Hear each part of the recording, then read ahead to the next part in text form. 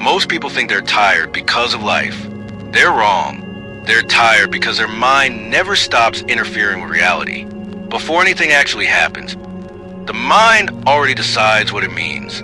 A pause becomes rejection. A tone becomes disrespect. A mistake becomes identity. Nothing is experienced directly anymore. Everything is filtered, interpreted, and judged first.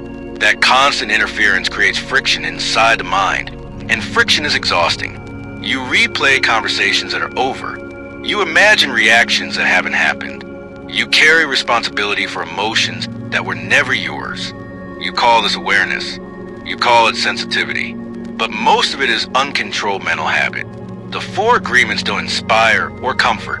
They expose four mechanisms through which the mind quietly creates unnecessary suffering. The first mechanism is careless language. The mind repeats small sentences like, I'm careless, I'm not respected, or this always happens to me. These sentences don't describe reality.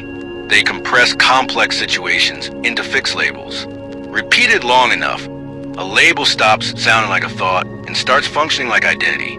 Using precise language interrupts this mechanism.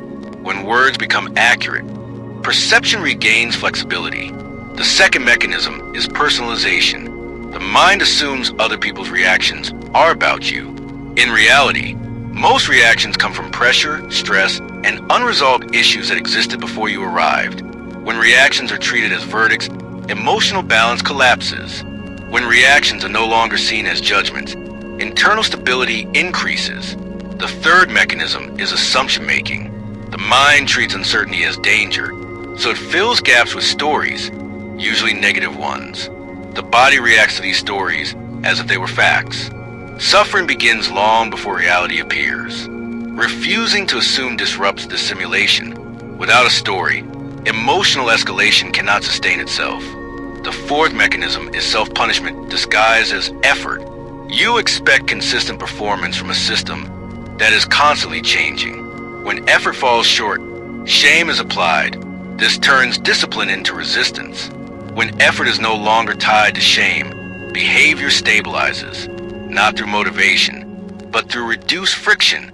These four habits don't make life harder. They make it noisier.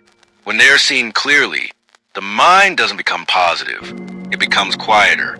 And when the noise stops, what appears is not happiness, but clarity.